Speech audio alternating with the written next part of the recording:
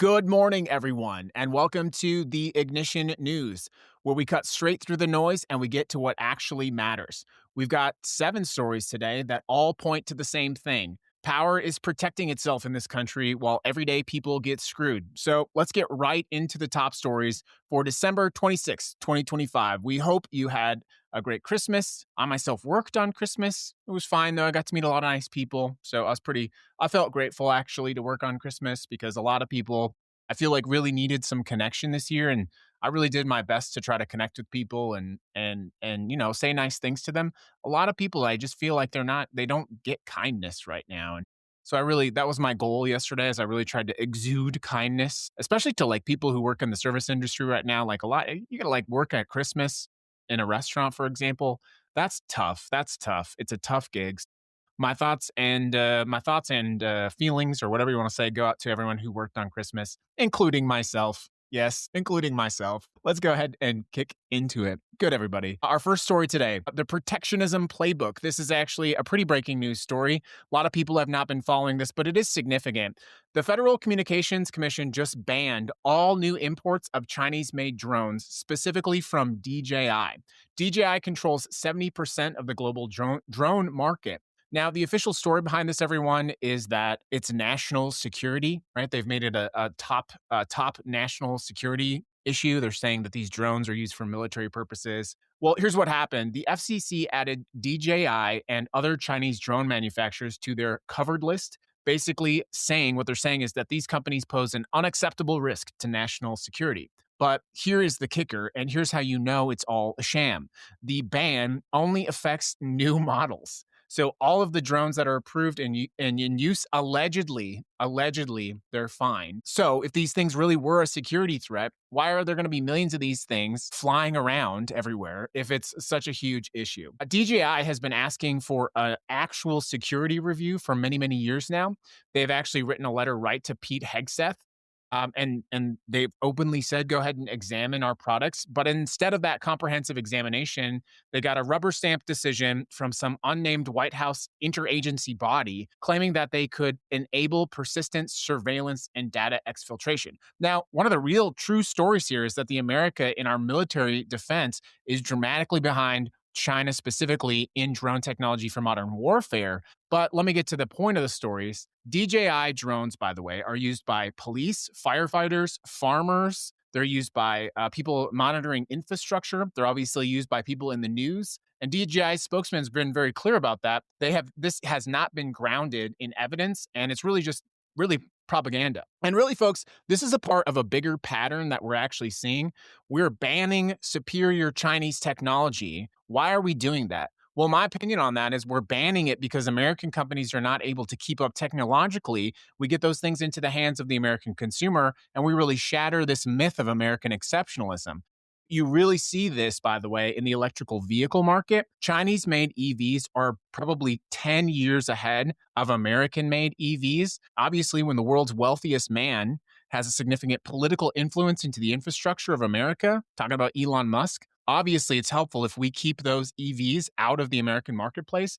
But now we're doing it with drones. Now we're doing it with other technologies. Of course, we famously did this with TikTok. TikTok has never been the same since that weird ass pop up message that came after the first ban. It's never ever been the same. It's probably never going to be the same again. But the same is also true. We sold TikTok to an American company, and now that American company is allegedly going to be modifying the algorithm, retraining the algorithm. It's really just more garbage, in my opinion. But the point of the DJI ban is there's really no drone competitor in the United States that's anywhere close to the technology that they utilize. Myself personally, I've used DJI drones for many, many years. There's just nothing like it. And the reason that this is one of our top news stories is I think it reflects a narrowing view of America, which is to block out anything that doesn't fit the narrative, to block out anything that doesn't fit the official story.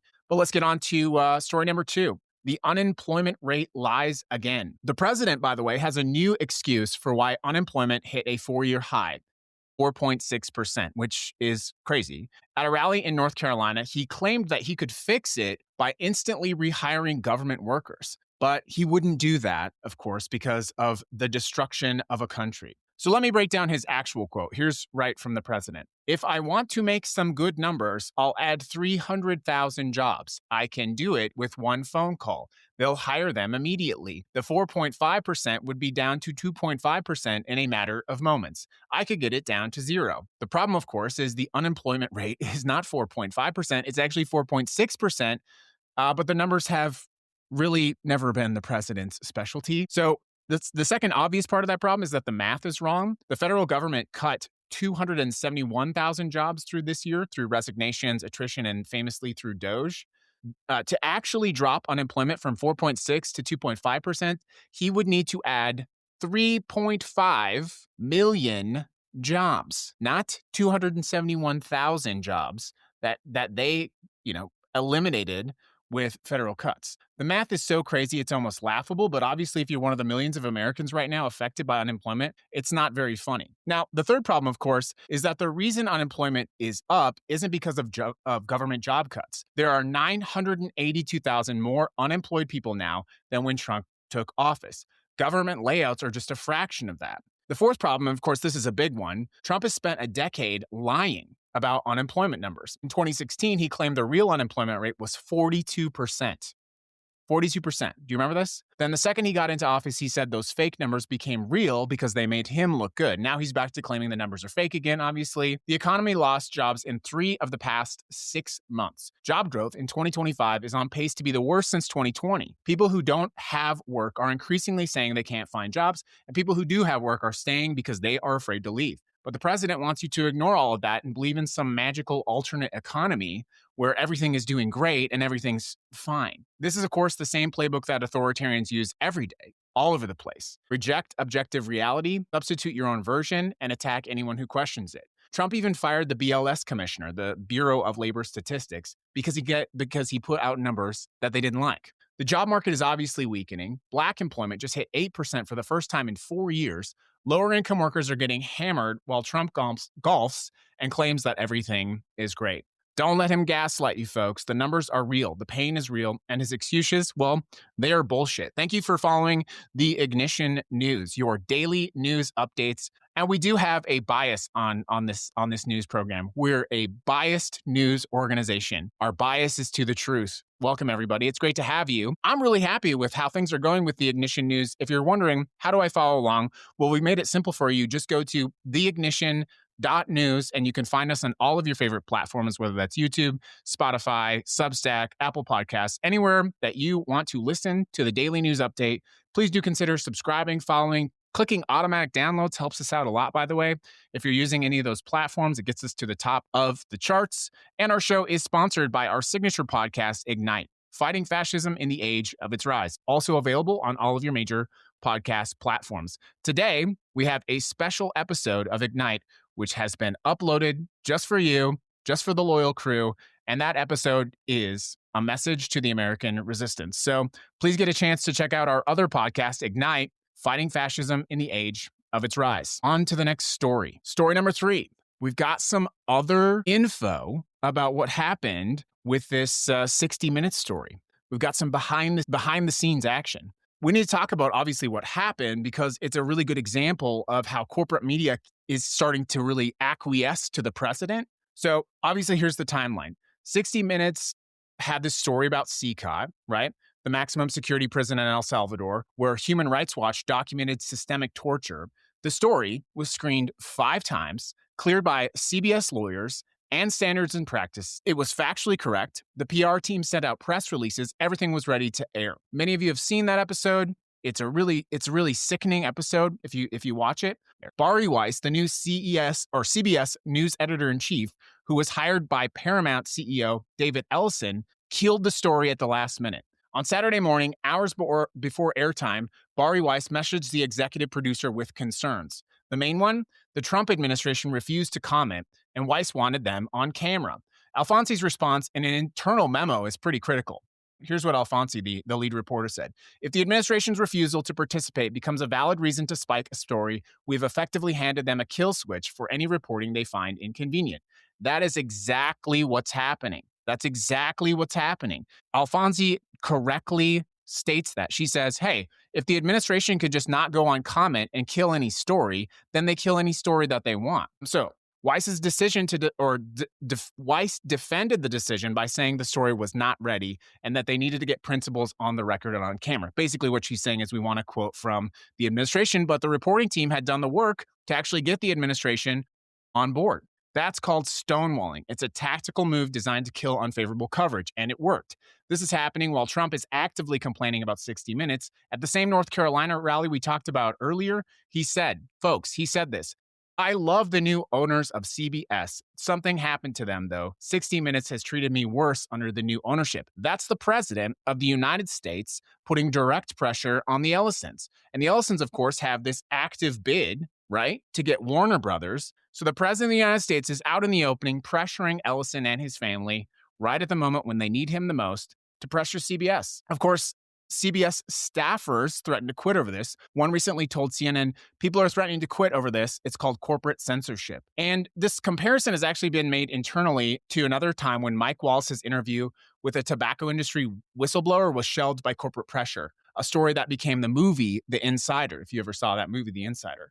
This is how press freedom dies in America, folks. It's really crucial. And welcome back, everyone. I do want to talk quickly. We took a little bit of a break on the live show there. I do want to just talk about the same story, which is this bizarre email that Bari Weiss posted on Christmas Eve. Just wild. So let's go ahead and read this email. She's really doubled down on this story. So here is the email from the head of CBS News, basically. Hi, all. Right now, the majority of Americans say they do not trust the press. It isn't because they're crazy. Oh, talk about gaslighting. That is me saying that. To win back their trust, we have hard work to do. Sometimes that means doing more legwork. Sometimes it means telling unexpected stories. Sometimes it means training our attention on topics that have been overlooked or misconstrued. And sometimes it means holding a piece about an important subject to make sure it's comprehensive and fair. In our upside down moment, this may seem radical. Such editorial decisions can cause a firestorm, particularly on a slow news week. And the standards for fairness we are holding ourselves to, particularly on contentious subjects, we surely feel controversial to those used to doing things one way. But to fulfill our mission, it's necessary. No amount of outrage, whether from activists, organizations, or the White House, will derail us. We are not out to score points with one side of the political spectrum or to win followers on social media. We're out to inform the American public and to get the story right. Restoring the integrity of the news is a difficult task. We can't think of a more important one. Merry Christmas and thank you, especially to everyone who is working over the holiday. That is the most gaslight-ass email I have ever read in my life. This is from Bari Weiss, the head of CBS News Division, gassing up her reporters, basically being like, hey, we're trying to be more fair. Everyone, the story being covered was CCOT. It was literally video and interviews of CCOT, okay? This is something I talked about on a different platform, but the point here, what Bari Weiss, in spite of her email, was doing, she is creating an environment where the administration can punt a story just by not participating in the news. That is dangerous. It's actually more devious than just being a direct state propaganda, because you can basically say, here's a bad story about you, we're waiting for your comment, and then they never comment. That's actually worse than state-controlled media. If you're a Gen X or millennial, you might remember back when we were actively engaged in the Iraq war, Afghanistan as well, they would always feature a news broadcaster from Iraq. His name was Baghdad Bob, and he was like this official state media head for Iraq, and we would watch these things on television, and I remember thinking to myself, how can anyone watch this man talking and think that this is real? And now this is happening in the United States of America. Our entire news outlets are basically doing the same thing we were like laughing at Iraq for 20 years ago, for Baghdad Bob getting up and saying, everything's fine, we're winning the war against Americans. And now we're sitting here, Bari Weiss is punting factual news stories. Anyways, let's get on to the rest of the show. If you haven't seen that email from Bari Weiss, I highly encourage that you do actually just check it out for yourself. On to the next show on the Ignition News. This is an important one to cover, and it's something that you're not going to hear on other major news sources. This is why we do the Ignition.news. Good luck to TikTok for staying live. We'll see how this goes. Our fourth story today is an Israeli reservist runs over a Palestinian man while praying. You don't hear about stories from the West Bank on American media very often. I think it's important to cover it. Let's talk about what happened in the West Bank on Thursday because it perfectly encapsulates the violence that's become routine and does not make American headlines. An Israeli reservist drove an ATV directly into a Palestinian man who was kneeling in a prayer on the side of the road in a village. There is video of this. It shows a man in civilian clothes with a rifle slung over his shoulder, deliberately ramming the vehicle into someone mid-prayer, then getting off the ATV to yell at him and to gesture for him to leave. The Israeli military confirmed it happened. They said the reservist acted in severe violation of his authority. They confiscated his weapon, terminated his service, and put him under house arrest. House arrest for deliberately running someone over in a vehicle. That is terrible. Earlier that same day, the same reservist had fired his weapon in the village while in civilian clothes. The Palestinian man went to the hospital but was physically unhurt, thankfully, though his father told a news outlet the attacker also pepper sprayed him and that this particular settler is known for setting up an illegal outpost near the village. This is one incident in which the United Nations calls one of the most violent in years on record. Well, we've seen a lot more violence than that, so that's interesting that the United Nations would say that. More than 1,000 Palestinians have been killed between October 7, 2023 and October 2025, mostly by security forces, but also by settlers. Also on Thursday, 5 Israeli settlers were arrested for throwing stones at a Palestinian home and injuring an 8-month-old baby. This year saw record numbers of Palestinian home demolitions in the West Bank, more than 30,000 Palestinians forcibly displaced. And this happens with American funding, American weapons, and American political cover. Every bomb, every bulldozer, every settlement expansion, we are literally paying for this. Remember, the next time someone tells you this conflict is complicated, it's not complicated. Violence against civilians is never complicated. It is just violence. And this is why we're doing the Ignition news, by the way, because a lot of people in this country might not even hear that story, regardless of your religious affiliation, regardless of your political affiliation. By the way, running into someone who is just kneeling, praying, spraying pepper spray on them, these are acts of crimes against humanity. It's important that we cover these. So that's why we're doing the Ignition news. On to our next story. We're going to do a hard pivot. You may have radioactive shrimp in your freezer. Not sure if you know about this. The FDA just recalled 83,800 bags of frozen shrimp sold nationwide because they might be contaminated with cesium radioactive isotope that increases cancer. There's radioactive shrimp in your freezer, hopefully your freezer. The shrimp was imported from Indonesia, sold under the Market 32 and Waterfront Bistro brands, also sold at Price Chopper, Albertsons, Safeway, and Lucky supermarkets, including Connecticut, Massachusetts, New York, Illinois, Nevada, Colorado, and others. Here's what makes this story kind of interesting. The FDA said no product that has tested positive or alerted for cesium-137 has entered the marketplace. So the question is, if it hasn't tested positive, why are they recalling it? Okay. Well, they're saying because the shrimp may have been prepared, packed, or held under insanitary conditions whereby they became contaminated.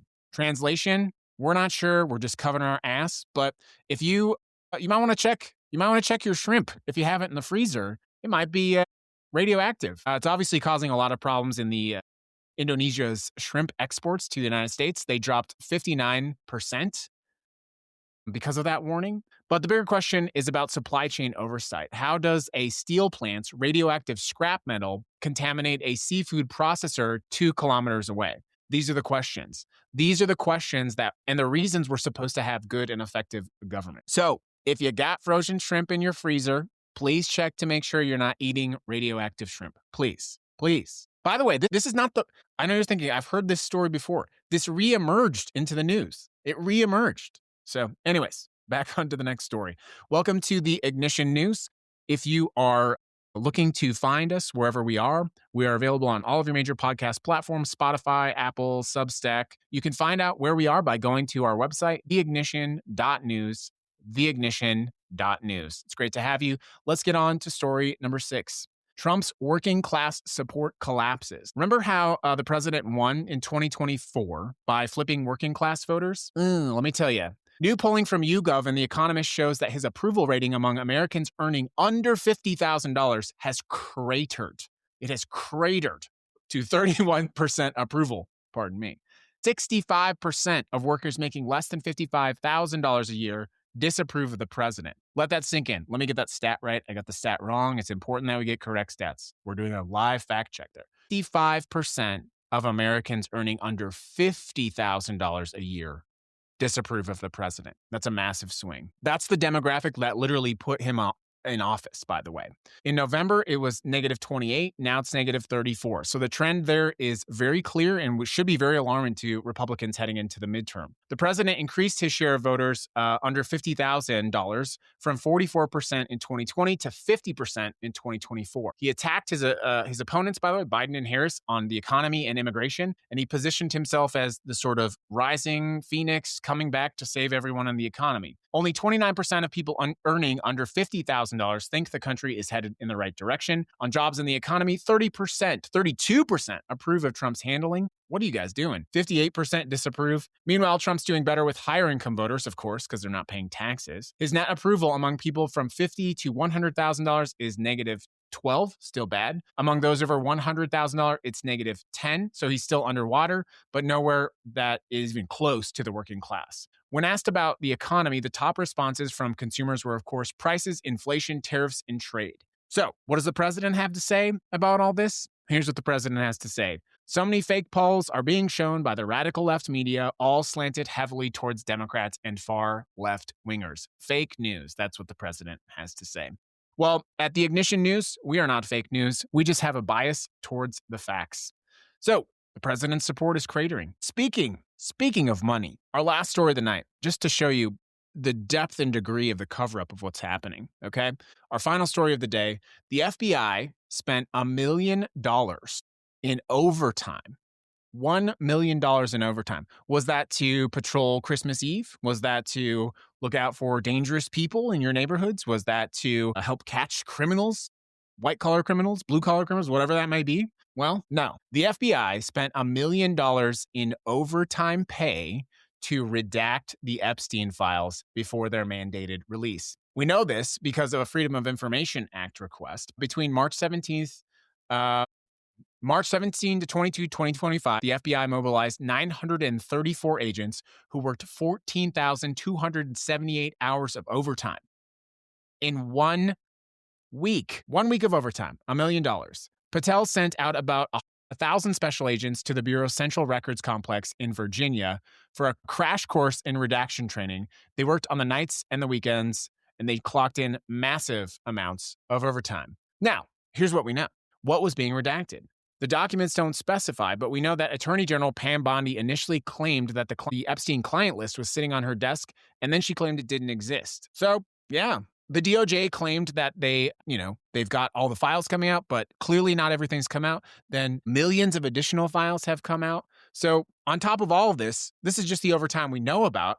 I'm sure it's going to get much, much worse. And of course, that's on top of the redactions, by the way. The redactions didn't even work because on some of those files, you could just go right in, click, and paste it over. It's pretty wild. So yeah, the FBI spent $1 million on hiding things. That's not transparency, my friends. That is a cover-up, and we're paying for it. So, friends, thank you for joining us for this episode of The Ignition. We tried to have a balance of stories today. I sent it to Bari Weiss. She didn't get back to me via email, so I just went ahead and printed the episode. Thank you so much for tuning in to The Ignition News. We are your daily news source. We are broadcasting live as we record today on TikTok, but if you're following and watching on TikTok, you got to still go down and download the show. Get the show because you were part of the show today. How nice. You can find The Ignition by going to theignition.news, N-E-W-S, theignition.news, or you can just search in all of your favorite podcast platforms for The Ignition News. Please do me a big favor. If you download an episode or you watch an episode, go ahead and put a nice comment in there, put a rating in there. It does help to expand what we're trying to do. And of course, our show is brought to you by Ignite. Fighting fascism in the age of its rise. There is a brand new episode of Ignite. It's only 11 minutes and 37 seconds. It is a special message today to the American resistance. So please go download that episode of Ignite, Fighting Fascism in the Age of Its Rise, and get ready for an action-packed season 2 of that podcast. And of course, your daily news updates here on The Ignition News.